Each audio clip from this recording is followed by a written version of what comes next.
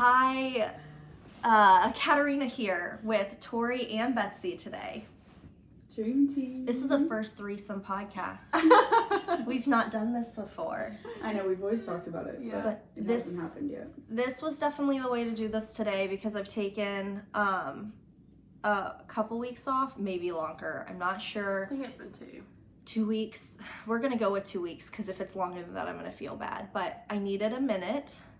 And now I'm okay. I'm fine. But we're doing a podcast this morning while we warm up for the day, while we get our coffee, our tea, our water. There's a lot of drinks on this table. Soda. Everyone here has like 3 beverages. And this is what it's like trying to get the day started around here. Lots of caffeine. A lot of caffeine. Some hydration. But Betsy was reading some stuff to us this morning, and I said, let's just do a podcast. If we're going to talk about this stuff anyway, let's make it a podcast. And I feel like if we were just recording this household always, yeah, we would have a lot of fun. We would have a show. We would have a show. And I did hear the other day that people are starting to become over the Kardashians. I'm not over the Kardashians. I'm not either, but I'm so in love if with America them. needs someone to replace them, I'm ready to step in. I feel like I have a headset on all the time anyway, and I'm like, mic check. This check, ratchet circus we're running is going to be the new Kardashians. We could sell this. Yes. I mean, it's going to be different, of course, but it's very different. This morning there were mouse guts on the back deck, and Betsy tried to pick them up.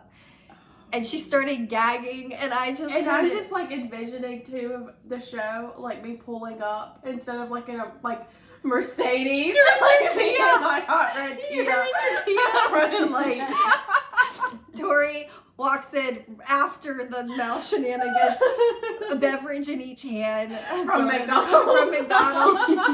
Like we would be trash. I was like washing Betsy's shoe in the sink because she stepped in the guts. Betsy's outside like recovering from gagging. I pick up a mouse brain and attached to it is long, thick, gangly innards. And Kat goes, oh yeah, the cat likes to eat everything besides the spleen and blah blah. And I'm like, oh my god, it looks as its organs of choice. So she does. There's been a murder every night. Every night there's a murder. A sacrifice. Yesterday there was made. a mouse, and I thought I got out of doing that when I said, "Here, you show me how to do it." That was my way of saying I'm not. You didn't know it was gonna happen. And then today I'm like, great. I wasn't ready to put it into practice this quickly. Immediately. Right.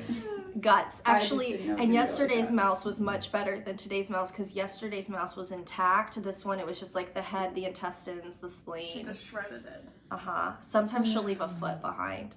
This is what people want to hear about.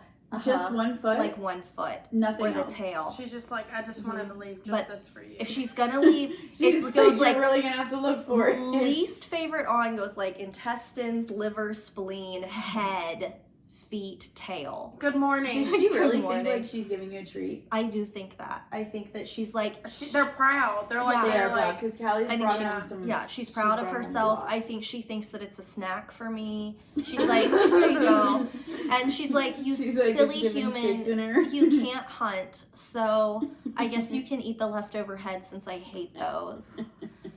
You can have the brain. She hates the brains so much. I don't. Maybe the skull. That's okay. That's enough. Okay. I'm so sorry. I'm so sorry to anyone listening to the podcast. Wow, the point I was trying to make is that if we are the new Kardashians, we're definitely like the OG episodes, like the very first ones when they were like still getting established, but worse. Yeah, just a little bit more on the trashier side. This is like southern, suburban America, single mom who just happens to be successful, so she has employees who are in their 20s. And they're a mess. I've got like a diabetic and an ADHD.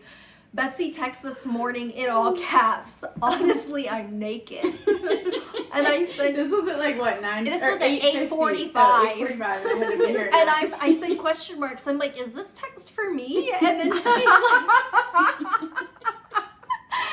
but she was saying, oh dear, I've used up too much time and now I'm going to be late.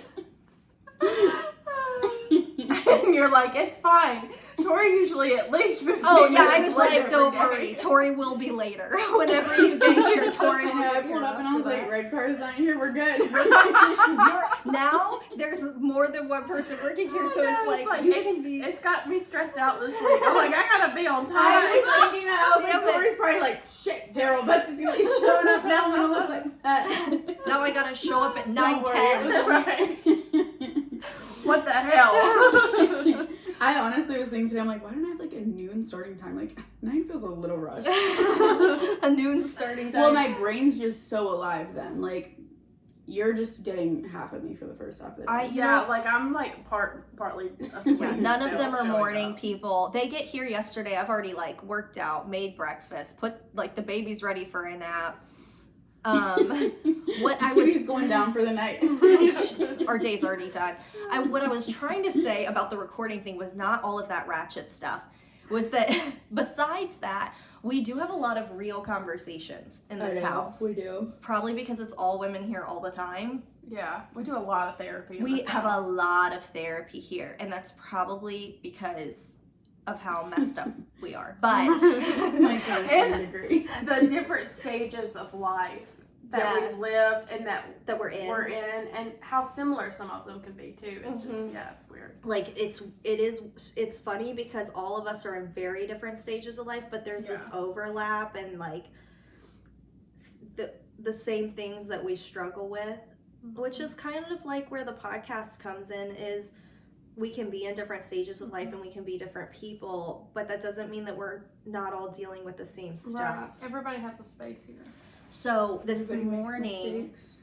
yeah, Everybody we're makes all mistakes. making mistakes. Sometimes more than others. Some of us more than others. Some seasons You know what more though? than I others. think that's good because then you have time to bounce back. And I know it sounds weird, but if you don't make mistakes, you get bored. You really get bored just doing the same thing. Like, and I've learned this. You need to go out and make regrets on the weekends. Make because regrets. Then you get to restart on Monday and you're like, all right, we're going to do it different this time. And you live on that hope. I like to say people who are judgmental, it just means they haven't lived very much life yet. Because you start when you're, I feel like for me at least when I was young, everything seemed very black and white. There were these black and white rules, black and white boundaries. It was like these things are, thank you Callie, these things are okay, these things are not okay. And it was all very simple. These are the rules that we live by.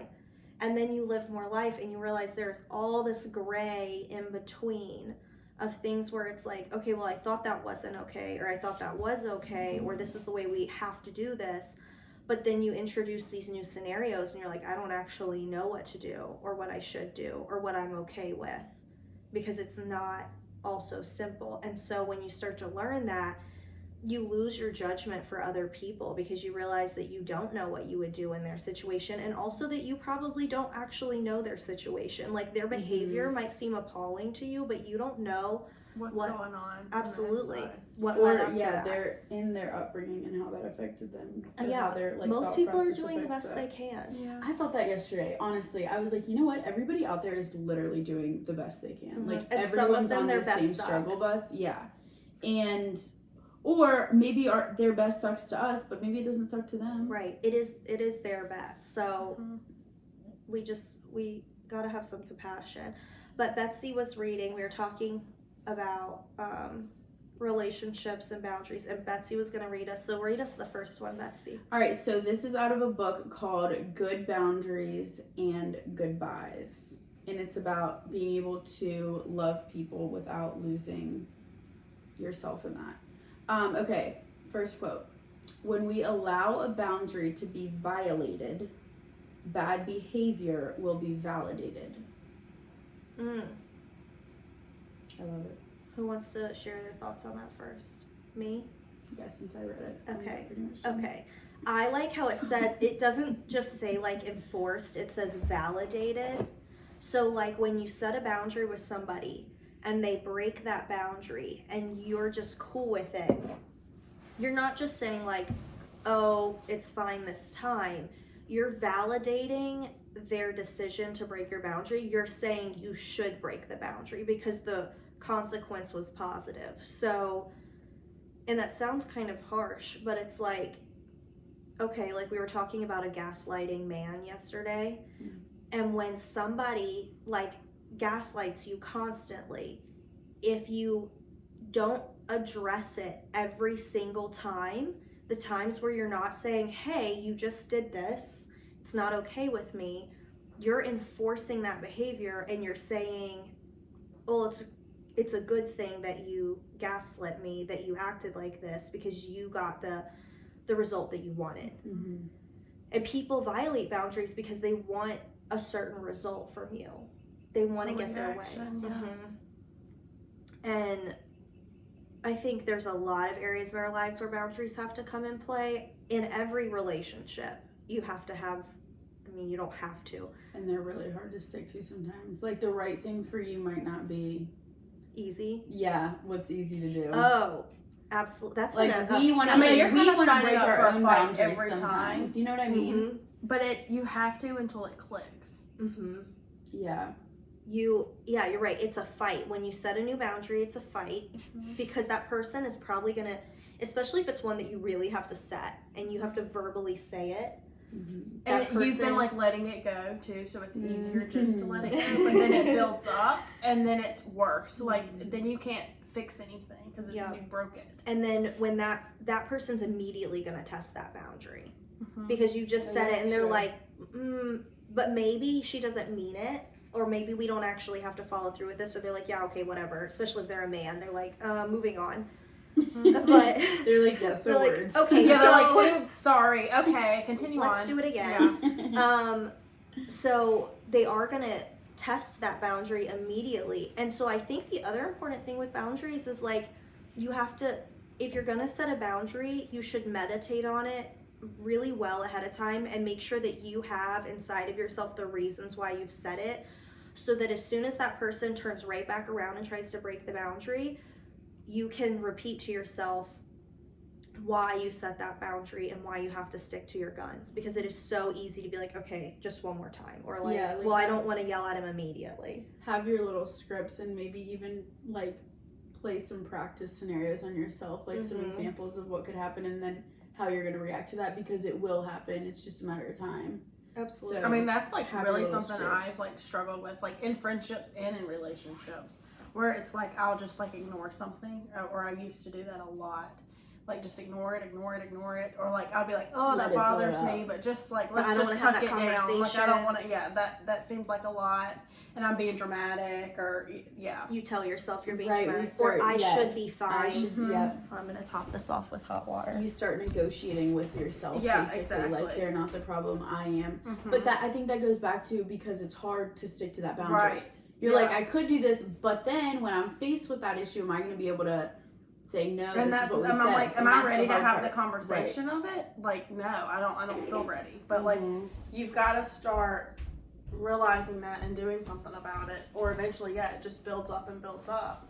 And I think like the conversation piece of it's important too, because if you don't let that person know you're setting a boundary, but you try to set the boundary, it's also not going to work, because you're going to continue to say no, and they're not even going to understand why. If you can't explain it, like they're not going to get why it. They're not going to change the action or behavior. Or they're like, well, we've always done it this way, so I don't know what her problem is today. But I think that's a good point, is like when you've meditated on something, you're like, I need this to be different, or this is not okay. And I know, like, inside of yourself, you can be like, I know I've let this fly for a really long time. Right. You can put up with something for decades. I was just having this conversation with a couple a few months ago, and I told them that here's the thing with boundaries and behavior that bothers you.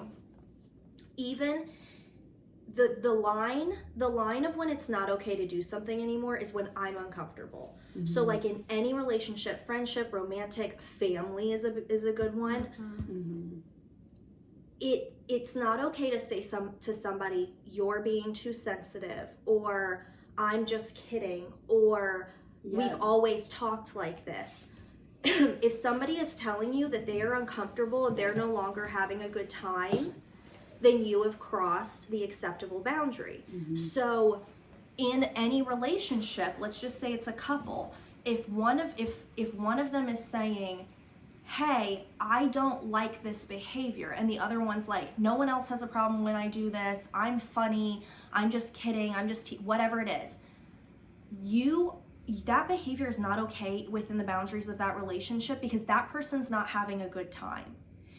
And the line where you have taken it too far, even if you feel like that line is so back here, like, what, I can't do anything, I can't say anything, the line where you have taken that behavior too far is when the other person is uncomfortable or not having a good time anymore. So you don't get to say you're being too sensitive or the line's not far enough, because you're invalidating their feelings. And the reality is, unfortunately for some people, that means you can't be in a relationship with that person, family, friend, or romantic. Because if I have a line that's back here and Betsy's personality naturally violates it constantly, and I say to her, this is where my line is, and she goes, you're being too sensitive, and I go, you're invalidating my feelings, the line within our relationship of when you're taking it too far is when I'm no longer having a good time. If she literally can't honor that, and like some people's personalities just don't line up and it's not gonna happen, but if she cannot honor that, then we can't be around each other, Right. because it's not good for me, it's not good for her. I'm getting my feelings hurt, then she's upset because I told her she's being an asshole. Like, it just doesn't work. But in any relationship, even if you've been in a relationship for decades, if you decide, and you evolve as a person too. Absolutely. Like, the things that you could handle, you know, That you 5 would years put up ago. with. Some point, yes, that you put exactly put And up you- with is a good word. Yeah. And it's also hard too, because if you watch somebody else put up with the same stuff that you you're putting up with, and they're like hard knowing it or like changing their life, it like motivates you and inspires you to fix it in your own life. So like that also comes from that too, where you're like, yeah, we've been doing this for so long, but now it's a hard no because I watched this person go through this and she was brave enough to get through it, so do I have to do that too. And I think with family, it's hard because when you're growing up, like, you're in a household where you're depending on these people for food, housing, maybe like college, like, so they're like, you're not going to do this because I'm paying for that or whatever it they're is. your resource for everything. Right. And so then you become an adult and you're providing for yourself, and you're like, okay, now I'm mature enough to have the conversation that you used to say these things to me and I put up with that because that's the situation I was in. I'm no longer going to put up with that. Right. So I want to have a relationship with you, but that's not allowed anymore. And that's super uncomfortable, I think, for a lot of people, because they're still your, you know, whether it's a parent, a sibling, whatever. You're superior. Yeah, but you're now in a position where you've matured or whatever it is, where you can say, no, that's not going to fly, but here's what will work. Well, that all makes me think of like generational trauma, and like, how do we break the patterns that are passed down generation to generation? And it starts with somebody going, I know we've always done things this way, I know that my whole family believes this way, I'm not doing this anymore. And if you're looking, for me, what I believe is that if you're looking at your own life and you go, I'm in a pattern or I'm in a lifestyle, whatever it is, that I would not want for my children, if you do not do the hard thing and set the boundaries and make changes in what you're putting up with and what's going on in your life, you are signing your kids up for the same shit that you're putting up with. Because if they're looking to you and they are learning consciously and subconsciously that it's okay, this is how we do things, mom's a martyr, whatever it is, and they are going to become that, and they're going to be okay with the things that they saw you put up with. And how can you possibly expect them to be strong enough to make changes that you are not willing to make in your own life? And so the only way to break negative or toxic patterns is to go, this is really, really freaking hard, and this is going to be a hard path, but this way that I'm being treated or what I'm dealing with is not okay, and I'm going to change it and set boundaries. And kind of like you said, hopefully also it inspires the people around you to have the courage to do that as well, and not settle or not be complacent in their own lives. And I feel like I'm very fortunate to be a part of a circle where we all kind of like hold each other up and encourage each other in that way. That's like, it's like, obviously I love you no matter what, and if you continue to let somebody break your boundaries, I'll still love you, it's fine, but I want what's best for you, and then I'm gonna make decisions that hopefully will show the people around me that they can make those decisions for themselves too. And sometimes it takes another person that's not a part of that relationship or friendship, and you're like talking about that for them to say their like feelings that, are you know, involved. like this is a pattern that you've done. Your mom's done this, like you've done this. Like it takes an outsider sometimes to kind of like bring light to that. And I mean, yeah, it takes a while for you to realize that you're falling into a pattern. You might not even know it. Absolutely. Or you see somebody else go, hey, this isn't okay. And you're like, oh my gosh, it's not okay. Yeah, It makes me you're feel like oh, crap. you're right. Yeah. But I just let it happen. Right. And you're like, you shouldn't. So it's okay, even if you've been living a certain way at any point in life. I never think it's never too late. Never. And I mean never. In the absolute sense of the word, never too late to decide to change something or say, I'm not going to put up with this or live with this anymore. I did, but I don't have to. That stops when I decide it stops, even if it's hard. And a lot of times I think actually even just having that conversation with someone, it'll go smoother than you think. Like if you make someone aware that, hey, this is how I'd like to be treated, or these are things that bother me, they're probably actually fine with that. But I think the fear of, well, I don't want to put this boundary down with this person because they then might not accept me anymore. And yes, that could happen, but the reality is more times than not, I would say it doesn't. You just need to have that conversation. They might take it, harshly at first because they're used to acting a certain way, but I still think that... Well, I mean, I think we all believe this. If you do have a conversation with someone where you try to set a boundary or an expectation and they won't or can't meet it, what does that mean? That person's not for you anymore. Yeah, it's not gonna work. Yeah, so it's like, and the reality of that is why we avoid those conversations. Yeah, exactly. Because we're like, but what if they can't? Yes, let's play that out. What if they can't? What if they won't? With something that, Then guess what? You've just discovered that person needs to be pruned away from that part of your life. And maybe it doesn't mean cutting that person out. It could just be like changing the dynamic with that person. Right. Where they're not able to meet you where you need them to be, and that just means that you guys can't have that kind of relationship anymore. I mean, we just talked about it, like the question is always in your mind, I think, when you're going to have a conversation like that. What if this conversation goes in a way that's extremely disappointing? That's going to suck. But ultimately, stop that, Lola, please. But ultimately, even if that's the case, which sometimes it is, you are learning something about you and that person. And as much as it hurts, I used this phrase the other day, like you have to do the ripping and the tearing to do the mending and the putting back together. So unfortunately, sometimes we have to tear certain things down or break them apart to find the right pieces and put the right pieces back together. And you can't sometimes forgive and heal or find the person that's actually supposed to fill that spot in your life when you are in a negative situation or putting up with stuff that you shouldn't, or have the wrong person in that role. Because different people are supposed to be filling different roles in our lives, and sometimes we're trying to fit a person in a hole where they're not gonna fit. Right. So, like, nobody puts baby in the corner. Nobody puts baby in the corner. Anyone have any other thoughts off that? You read the other thing? Yes, okay. The other one was... Alright, this one's a little bit longer. The trash truck is driving by and I can see both of the dogs are like, I Wait, I really just want pulled to the trash back in. No, it already came by ours. Okay. But I don't understand the I don't trash either. truck. It does not go house. It like does sections of the neighborhood, and then you'll see it drive by like 8 times in a day. Wow, because I would take... Whoever's running the company, the trash truck company, just in case you were wondering, you need to get your crap together. It is not efficient the way they've been collecting back trash. down? That's what I'm saying. He's passing the house again. But if you have a 3-year-old boy who loves trucks, this could be a great day for you. It's a great day for all and the this children. is a great neighborhood for that child. All right, changing is an outside behavior without changing the internal issues that's driving the behavior. Okay, let me restart that. Sorry.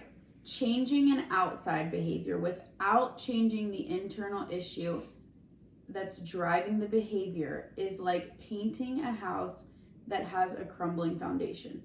From the road, the house may look impressive, but if you attempt to live in that dwelling, not only will it be bothersome, but over time it could be very dangerous. So the first sentence, I need changing an outside behavior without changing the internal issue. So changing the way you're acting without changing the source of that behavior. So like that makes me think of a situation recently where I had a conversation with someone where I was asking them to change a behavior, and they said that it wouldn't be genuine or authentic, which we could get, that's a whole podcast in and of itself. But the reality is that person is a wonderful person, but they have certain wounds and issues inside of themselves. If they never address those core issues, their outside behavior is always going to reflect that trauma that they have inside of them. And I was explaining to a man a while ago who's telling me he didn't want to go to therapy that we all have, not, I'm sure there are people that don't have a ton of trauma, good for you. Might not recommend on this book. But if you have trauma inside of yourself from your childhood, from adult experiences, whatever it is, when you go through stuff, if you haven't processed and addressed that and healed from it, those wounds are like tucked down deep inside of there, and they are influencing every decision that you make and every behavior that you have and word that you say. And if you do not work on yourself internally, your behavior is going to affect that. So if someone says, hey, I need you to do this differently, and you're going through the motions, but you don't deal with the inside source of that behavior, you're eventually going to fall back into what you were doing before, because that's what's natural to you.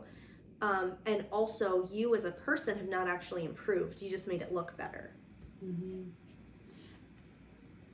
This quote's from a different book, but it kind of goes on that. Okay, read it. Yeah, go for it. Well, in two things, it kind of makes me think of this entire example. Like, if you've ever had a surgery, if they cut deep enough, you get stitches on the inside, and then you get stitches on the outside. And if you only got stitches on the outside, that would probably break open and you would be screwed, because you have to. So I kind of think of it that way in my mind. This is talking about this from a different book, Atomic Habits, but it kind of goes with this. Self-control is a short-term strategy, not a long-term one. So speaking on that, you can change your behavior, but it will only last for so long if you're not doing the deeper work and finding the root of that behavior. Because yeah, you can say, okay, I'm gonna fix it, but if you're not figuring out where it's coming from or why you're doing it, it's not gonna last. Oh, I like that. It's like willpower is a muscle. So like if you're doing squats, at some point you can't do them anymore. Like if you do 100 squats, 200 squats, whatever it is, like you could squat all day. Eventually your legs are going to give out. Your muscles are going to creep up. I am like really confident in my ability to do squats. Okay. 100 to 200. All right. I'm just saying, how many would you have to do, you think, before your legs give out? I usually do like three rounds of like 15. Usually, so like right now I do, so Kaylin, my cousin's my trainer, I do 3 workouts a week now plus yoga. And if I do squats, there'll be like 15 squats as a set of 4, and there's like multiple types of squats. Oh, okay. So what is that? That would be a lot. Yes, that's a couple hundred. That's a lot. Typically, I wouldn't do. Yeah, I guess you're right. Now that I'm thinking about it, there are a couple times. Yeah, I feel like I do 3 rounds of 20 usually if I'm doing. Right. So off the bat, that's 60. Mm-hmm. So if you did multiple of those, yeah, and that is enough. That's enough. Enough of that. I, for the very first time last week, missed one of my exercises. I have not missed one since I was like first trimester of pregnancy, and of Salem. It stop immediately, Lola. Okay, do you need to go outside? But what happened was I went dancing Friday night, and I haven't been dancing in an eternity. And no one parties harder than a mom who's been let off the leash. And I danced for hours, and I was so sore so sore that I literally could not work out the next day. Like, this was Friday night, and on Monday, I think even Tuesday, you were like, ooh. like, yeah. I like to do that. I like to go in and overdo it. Isn't it funny though? You're like, what? Do I not normally twerk every day? I guess I don't. I am in very bad shape. So yesterday I did another leg workout and I was still sore from Friday. But I was like, I have to work out or I will not be able to get them all in. Anyway, willpower is a muscle. Back to where we started with the that. origin of this. In that muscle, you can flex, and some people have a better willpower muscle than others, right? And you can flex it all day long. Eventually, it's going to give out. Well, here's the thing with willpower too. You start your day with a cup full of willpower, and you start taking out of it. That's why maybe at night, if you're like, I don't want to eat ice cream every single night, I keep eating ice cream. Or I try to work out after work, but I don't work out after work. Do it in the morning, because your willpower at that point of the day, 5, 6 p.m., you have so little left that you're more likely to make a poor decision. Versus in the morning, you're like, I got my cup It's full. a new day. Yeah, I'm pulling out of it. And so, yeah, it's like an interesting thought. I don't Because know. I love to tell myself I'll do things later. And then I'm like, oh my God, I don't Later feel you like don't it, feel whatever. like it. Yeah. You expect your behavior later to be better than it really is. I don't know what you're talking about, because it's not like at 9 o'clock last night I ordered 5 guys to be delivered to my house. I have no idea what you're speaking of. That would never happen to me. We never text in the group message about eating pie or ice cream. I would never eat a pie out of the pan with a fork late at night. Daryl has this habit, like he wants something sweet after dinner, like Oh my gosh, I every have that habit. day. And I'm like, you gotta stop it. Like, you gotta nip that in the bud. It's like you know a what it cigarette. is? It's like, it's the sugar, Gotta or have it's it. the salt, fat, and then sugar. Like, your body just wants it. And then it, like, after you have the dessert, you could even then be like, oh, I want a couple chips. Like, it can be like a vicious cycle just because your body. I think the point that we're trying to make, talking about eating out of pie with a spoon, is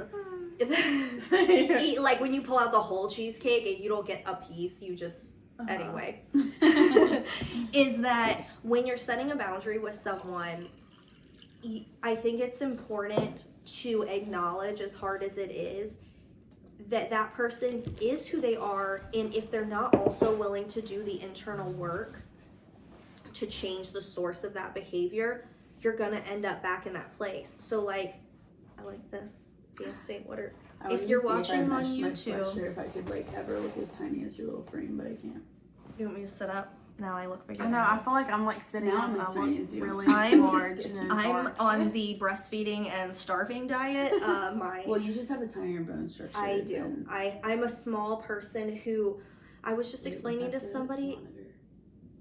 Okay, no, sorry.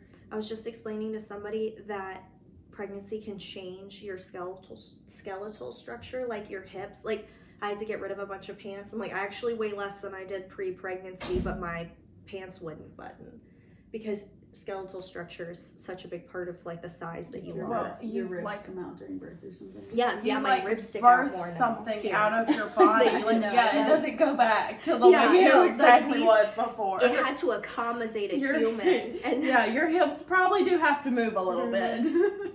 the hips are not the same. Yeah. It just isn't. Anyway, oh my gosh. Back to the muscle of Apparently, this is what happens when there's 3 of us. But I think it's a good time. But like, I think we have to be careful, because I think someone can promise to change a behavior all day long, but then not be willing to do what they're supposed to be, what they need to do to fix the root cause of that behavior. And you're good. And you're setting them, yourself and them up for failure. So if they're not like in therapy, reading, meditating, journaling, whatever it is, there's a lot of different things you can do to address your core issues, or like actually admitting that you have a problem. Like if they're just like, and it depends on the boundary too. There's some boundaries where it really is just to like, hey, could you take your coffee cup and put it in the dishwasher instead of leave it on the counter? Like requesting something like that, that's probably just you just need to decide to be a better person. That's all. But if it's something about the way we're interacting or you feel the need to control me or whatever it is, that's probably stemming from an internal issue that also needs to be addressed, or it's going to keep coming up. Check. Okay, I feel like I just talked a lot. Well, it's your podcast. It is. Okay, good You point. are the It host. is. I'm the hostess. The hostess. The hostess. I'll be the host. Am I a hostie? You're my hostesses. The and the reason we brought this up this morning is we were talking about setting a boundary with someone, and then I feel like we talk about that a lot. it's been like a a reoccurring lot. theme lately. Yeah, we have like themes we in this actually house. all hold each other accountable.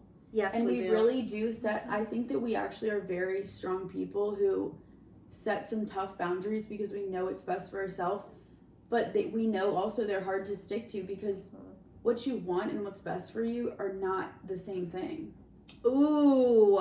So Mm-hmm. and when you set a boundary with someone, they're going to break it. Because They're gonna they're test used it. to that behavior. So you have to be the one on the other side reminding yourself, they're doing that thing I don't like again. I know I still like this person and I would like them to be in my lives, but I do need to stick to what I said wasn't best for me. Because you can't rely on that other person just because you've told them once, maybe you've told them twice, maybe you've told them 10 times. You can't rely on them to Hold themselves accountable. hold something themselves like- accountable. Yeah. You have to be the one, and that's really, I think, really hard.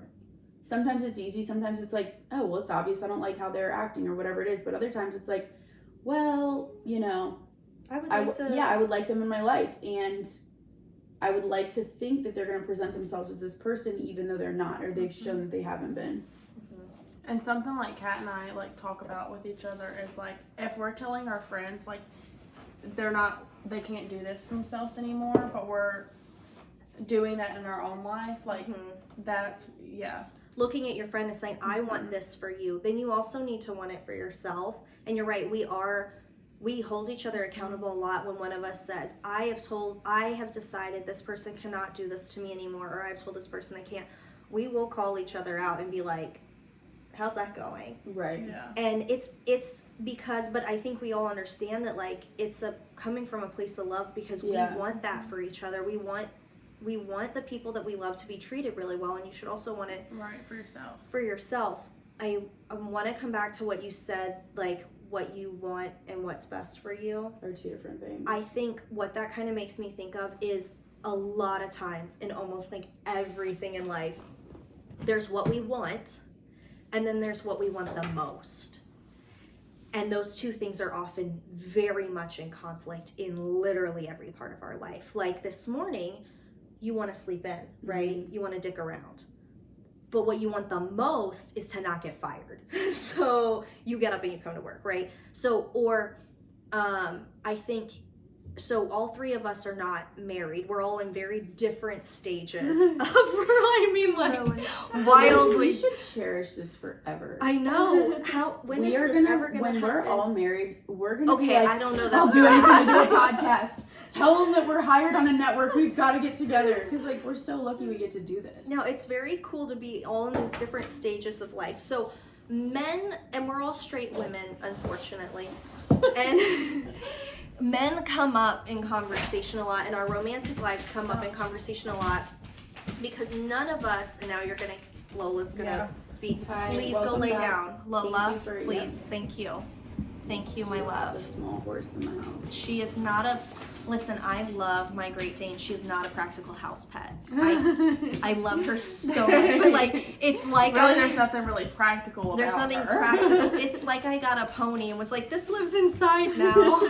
You're not It's allowed not- to get a Great Dane again. Yeah, I think we can't do She's that for. very sweet. I like to say that She's when I'm very like an sweet. empty nester and feeling extremely sad about no one needing me, that's the time to get a Great Dane. Yeah. Not while you have get kids. 2 50-pound dogs and it might be easier. to Actually, manage. yes, it would be easier. Have a Folly and a Callie. Daggone it. What? I'm trying to remember where I was Oh. before Lola. Before Lola got Oh, in here. okay. So we What you talk want? about What's- okay. Oh. very few people, I think, are actually, even married people, are in romantic situations where like everything's totally great and we have nothing to figure out ever. Good for you. I think that's amazing. I don't think it's. I don't I think don't think that happens. Even people who have a great Should be relationship, working on they it. are, or They try. it's like that because they are working on it Right. actively. Yeah, Or they that's have. a great point. That's not gonna happen by itself. If you're in a really healthy relationship, it's because you're working on it. Yeah. Like I hate when And that's not easy. Even if they like the relationship's really happy, the work that goes into it is not easy. Couples it's active decisions. love to say like, well, we don't need couples therapy. It's not that bad. And it's like, do you think that you do zero upkeep of this relationship and it's just gonna stay together? Nothing in life is like that. Not your cars, not your houses, not your friendships, not your family. There is nothing that you can just let be and not pour into, and it's not gonna fall apart. It's just the laws of what, physics? Is it physics?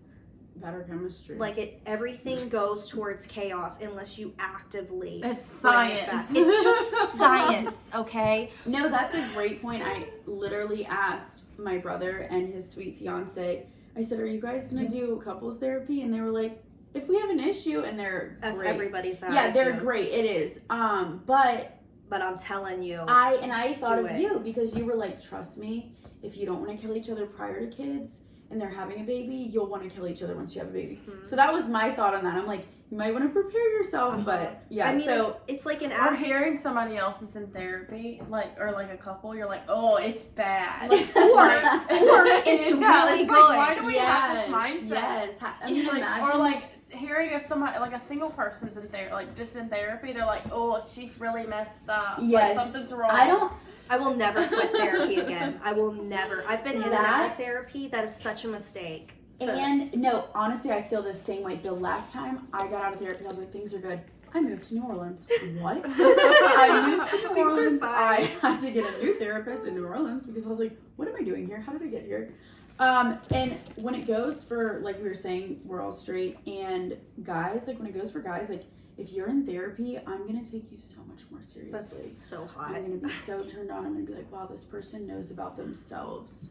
So yes, therapy is amazing. And you do not have to be broken to go there. No, and if you don't want to be broken, You should definitely just go be there. working on yourself is the theme there. So we talk about a lot of what's going to come up is going to be about our romantic lives, because our romantic lives happen to be a little more complicated than some, and we're all in different stages. So it's also very interesting to hear about each other's updates of our romantic lives, because none of us are living the same. We are the Richmond Housewives.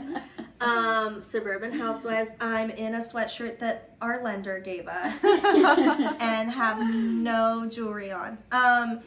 But when it comes to what you want versus what you want the most, like, we're constantly having to make decisions about that, and it's very, very hard. And like setting boundaries with someone, and setting boundaries where you know you might have to let someone go, is really, really hard, or your dynamic with that person is going to have to change, because a lot of times it's like, I want to be with that person. Like, I want to be with them. I want their attention. I want them to show up. I want what they give me. But what I want the most is stuff that I can't have from them. And that is so hard, that those two things, and we'll probably have to do a podcast about that, because we could have an entire podcast about what you want and what versus what you want the most. I'm writing that down so we don't forget. Yeah, Please that do. is. Yeah, we could go on and on. Because we about always that. say we need to do a podcast about that. Yeah, no, we need to do one on that. But it is like, a lot of times you have to be really honest with yourself, and sometimes you can even wonder, like, is what I want the most, am I ever gonna have it? Maybe not. Maybe what you want the very most, if you're really honest with yourself and looking really deep down, what you want the very most might never happen. But wow, should we try? And like, how close could you get to what you want the most? And if you hold on to what you want today, you leave no room for improvement. You leave no room for going for that thing that you want the most. And like what you want right now in this moment, and what what you need or want in the future is different too. Two different things. In 100%. Yeah. 100%. I mean, and it goes like with everything in life. I mean, it's a food, constant exercise, cycle. Yeah, with every aspect of life. Yeah, being prepared for tomorrow means doing the hard work today. Absolutely. Ooh. Okay, I feel re-energized, like we'll be good on these. We're going to pick the podcast back up every week. Thank you to everyone for your patience, for there being a couple weeks with no podcast. I needed a minute. And I was trying to practice grace for myself. It has been eating away at me. But sometimes it's okay to take a break and not apologize for it. And even if you did do it, I don't feel like you would have been your best podcast. No, so. I knew that. I knew it would be garbage. Like, so, yeah, sometimes it takes a minute to make something greater. And that's a minute I needed. I'm not saying sorry, I'm saying thank you, which is something I tell my people all the time. Like, stop apologizing. Stop apologizing constantly. And sometimes we owe an apology. Sometimes we've done something wrong. Taking a break when you need one is not something to apologize for. You can thank the people around you for waiting on you and for being patient, being understanding. So thank you, appreciate you. Thank you for understanding that every now and then